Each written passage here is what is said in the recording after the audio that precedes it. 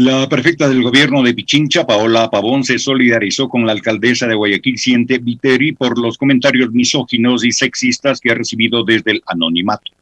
La primera autoridad de Pichincha reclamó que la violencia política que sufren las mujeres tiene que acabar porque no es parte del debate político.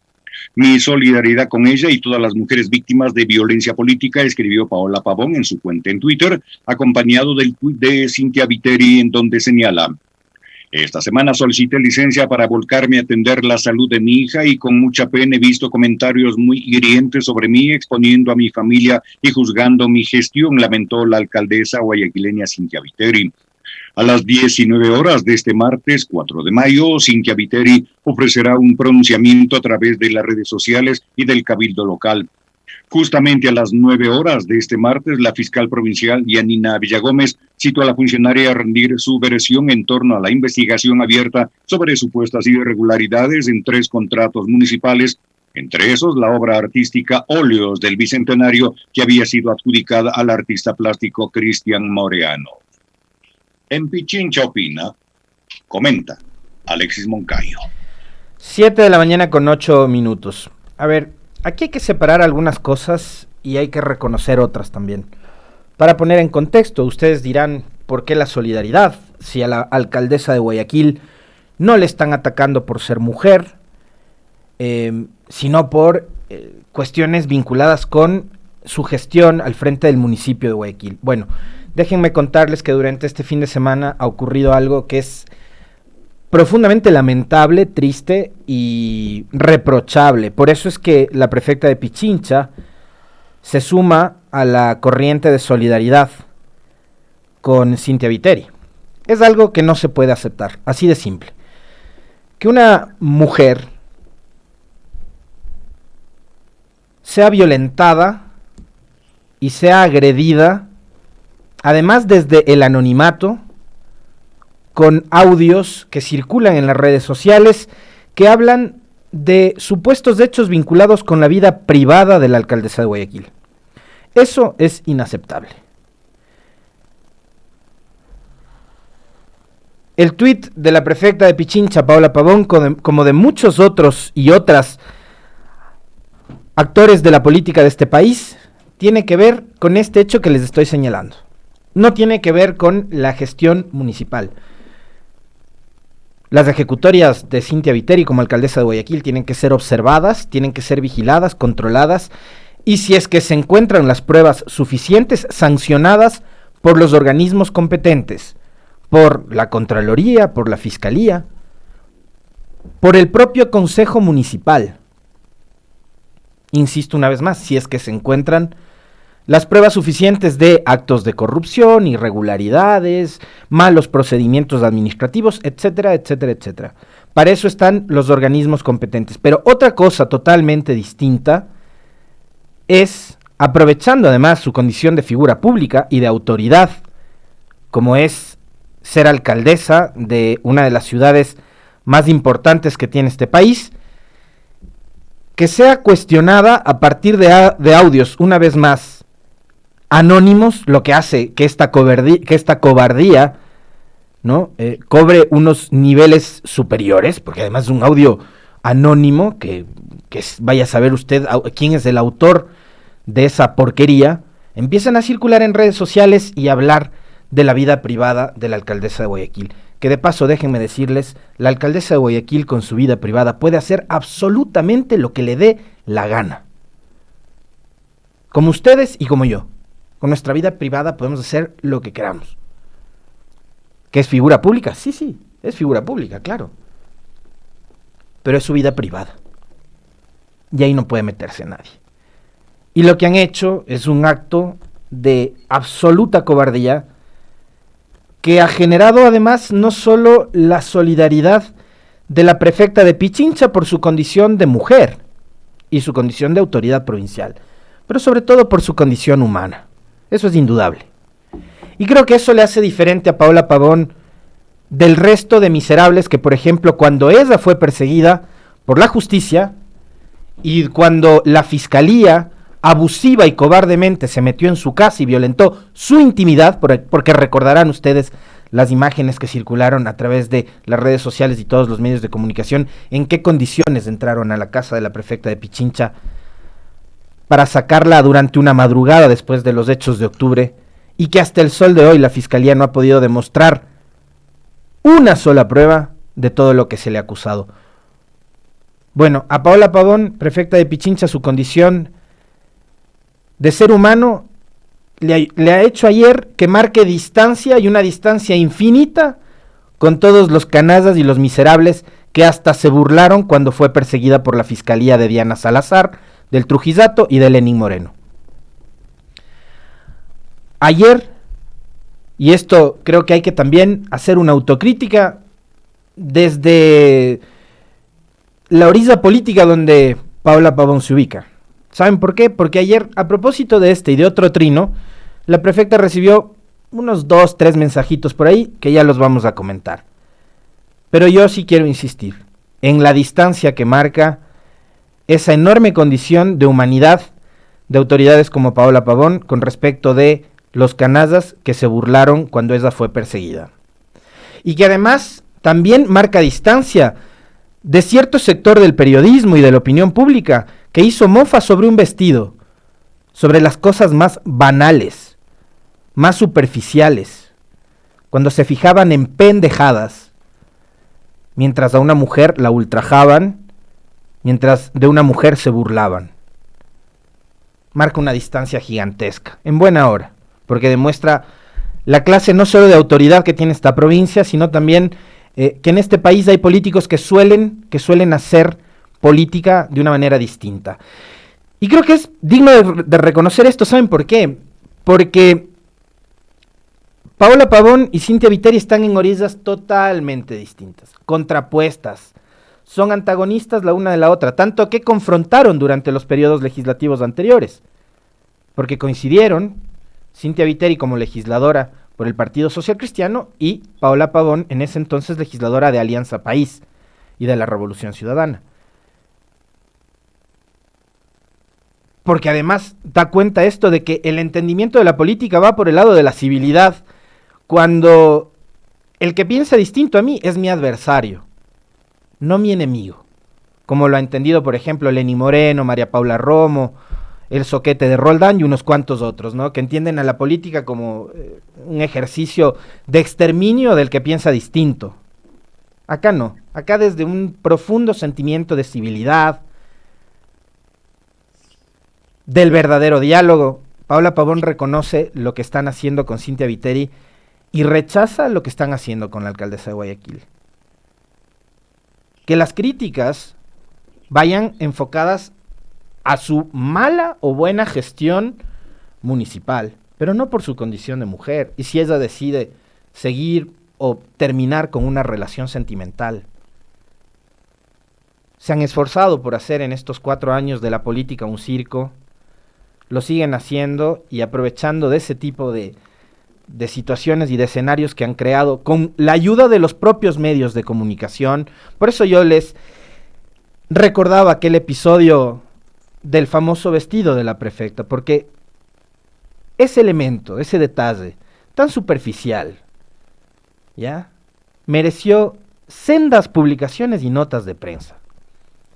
Ese es el nivel de periodismo, a propósito de la libertad de prensa, ese es el nivel de periodismo en algunos casos que tiene este país, que le dedicaron publicaciones al vestido de una autoridad.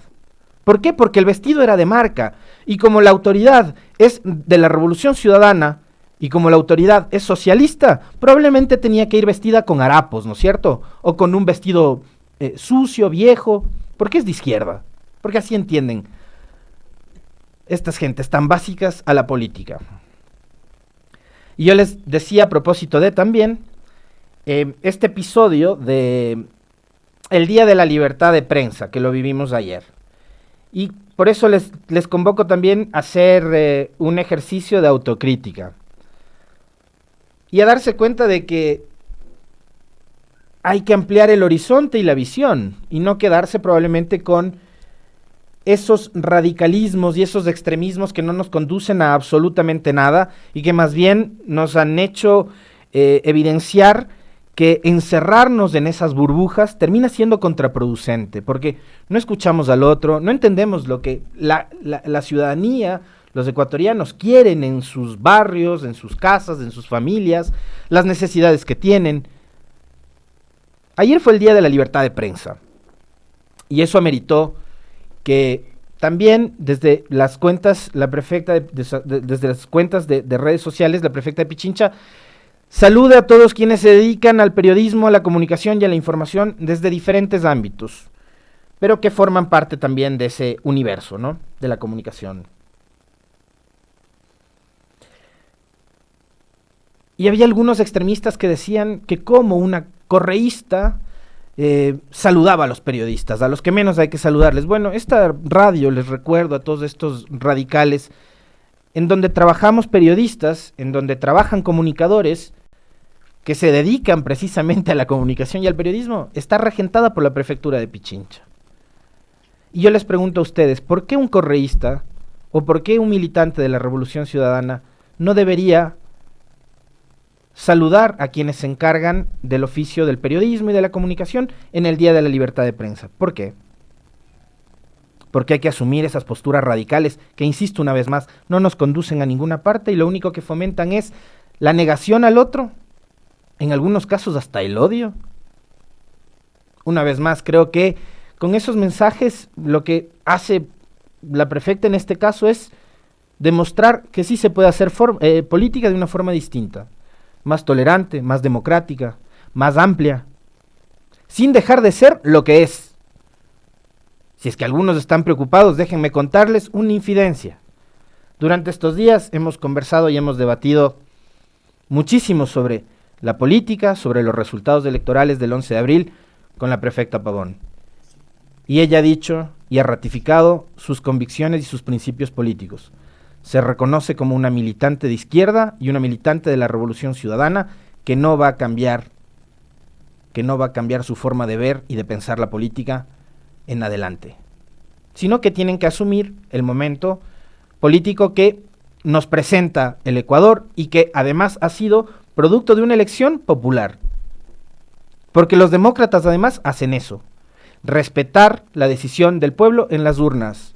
No armar berrinches ni amenazar con quemar ciudades.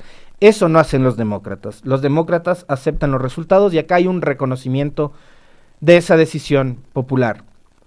Después el tiempo le dirá al pueblo si es que acertó o si se equivocó en su decisión frente a la papeleta y en las urnas. Pero ese ejercicio hará el tiempo. Lo que sí creo es que este momento político demanda de estas posturas que no son tibias. Lo que demuestran es, una vez más, insisto, el entendimiento del escenario político que nos plantea el Ecuador. Este Ecuador del 2021, que no es del mismo Ecuador del 2006 que eligió a Correa, que no es del mismo Ecuador del 2013 que reeligió a Correa con una mayoría abrumadora. Este es un Ecuador distinto. Y hay que entender a este Ecuador distinto, que nos plantea además otro tipo de desafíos a partir de tragedias como la de la pandemia. Eso, 7 de la mañana con 20 minutos. Profe, ¿qué otro tema nos plantea para conversar en esta mañana? Así es, 7:20 minutos. Dicen que los cobardes se esconden en el anonimato, como las ratas en las cloacas. Bien. Lenín Moreno insiste en que integrará al próximo gobierno un proceso de vacunación contra el COVID-19 en marcha.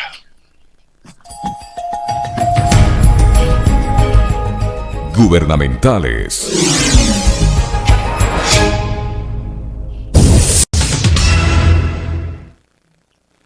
Las 7:21 minutos. En la jornada de vacunación contra el COVID-19 a personas con discapacidad que se encuentran en centros especializados, el presidente Moreno insistió en que entregará al próximo gobierno un proceso de vacunación en marcha, como ya lo está haciendo en el proceso de transición.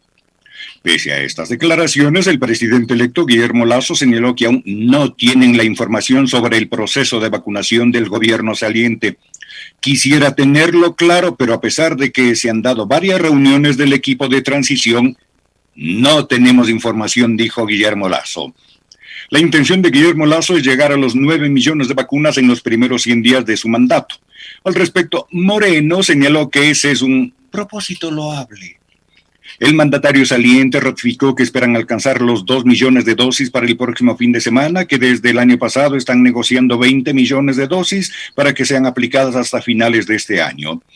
Esto mientras el presidente de la Asamblea Nacional, César Ritardo, convocó al Pleno para este miércoles 5 de mayo a las 10 de la mañana para el trámite del juicio político en contra del exministro de Salud Pública, el señor Ceballos, acusado de incumplimiento de funciones en la adquisición de vacunas contra el COVID-19, el plan de vacunación, la entrega de carnets de discapacidad, entre otras razones. La Comisión de Fiscalización, presidida por el asambleísta Helio Peña, aprobó por unanimidad el informe que recomienda al Pleno de la Asamblea Nacional el inicio del juicio político en contra de Ceballos, con base en 9 acusaciones que se procesaron durante la sustanciación de la solicitud de interpelación planteada por los asambleístas Ángel Sin Maleza y Pavel Muñoz. En Pichincha opina, Alexis Moncayo tiene la palabra. 7 de la mañana con 22 minutos. Bastó un saludo a los migrantes para que reporten sintonía desde Canadá. Anita Orellana nos describe un fuerte abrazo allá en el norte del continente. También desde Suecia, Germania Morocho. Un fuerte abrazo para ti, Germania. Y claro, desde acá, desde otras provincias y ciudades del país, lo propio, ¿no? Comandá Pilco desde Manta, Manabí, un fuerte abrazo. Una provincia que además es muy querida para nosotros.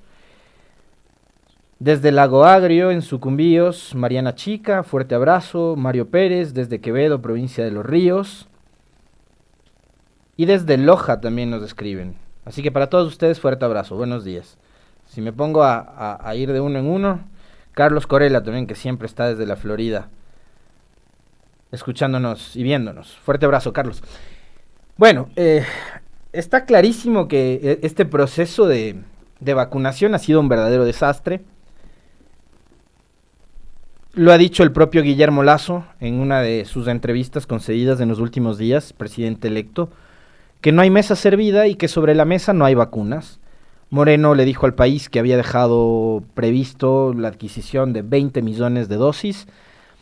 Tengo entendido que, según palabras de Moreno y de sus funcionarios del día de ayer, se ha llegado ya al 1.000.000 de personas vacunadas. Yo, la verdad,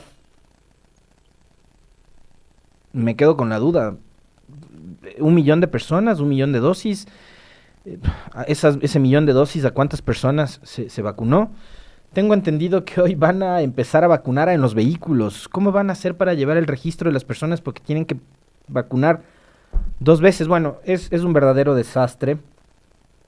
Y yo sí quiero más bien concentrarme a propósito de Lenín Moreno en algo que ayer lo comentamos brevemente y que creo que vale profundizar en estos escasos 5 minutos que nos quedan para el segmento de la opinión el día de hoy, pero quiero compartirlo con ustedes y obviamente saber también a través de la interacción vía redes sociales cuál es su opinión con respecto de esta entrevista que concede Lenín Moreno al diario El Mercurio de Chile, que como les había comentado ayer, es propiedad de una de las familias que apoyó el golpismo allá en 1973 y que aupó a la dictadura de Augusto Pinochet, que es la familia Edwards. Lenín Moreno le dijo a este periódico que se puede derrotar al socialismo del siglo XXI de forma democrática. Es lo que hicimos en Ecuador, y hay algunos tramos de esta entrevista que me parece que es pertinente analizarlos junto a ustedes, ¿no? Se puede derrotar al socialismo del siglo XXI de forma democrática, es lo que hicimos en Ecuador, agregó Moreno, quien se refirió al peligro inmenso que representa para la región las fuerzas de izquierda que impulsan modelos dictatoriales y autocráticos. Pues no se conforman con hacer la revolución en sus países, sino que tratan de exportarla porque quieren hacer una especie de tenaza sobre esos países que se comportan de manera democrática. Mencionó el presidente saliente, quien al referirse a las elecciones que se aproximan en varios países de la región, dijo que cada pueblo tiene derecho a escoger su destino, y si es que el pueblo escoge ese destino, pues tendrá que sufrir o gozar de las consecuencias. Mientras, al ser consultado sobre cómo recibió un gobierno y con cifras poco claras, Moreno aseguró que lo que recibió fue una emboscada y que si él no hubiese participado en esas elecciones, Alianza País estaba destinada a perderlas con Jorge Glass, vicepresidente de Correa, y luego también de Lenín Moreno. Yo no recibí un gobierno, recibí una emboscada que seguramente no estaba preparada para mí, sino para otra persona. El presidente anterior daba por descontado que su candidato, Jorge Glass, iba a perder las elecciones, que si no iba a Ginebra a buscarme para ser candidato definitivamente, iba a perder las elecciones.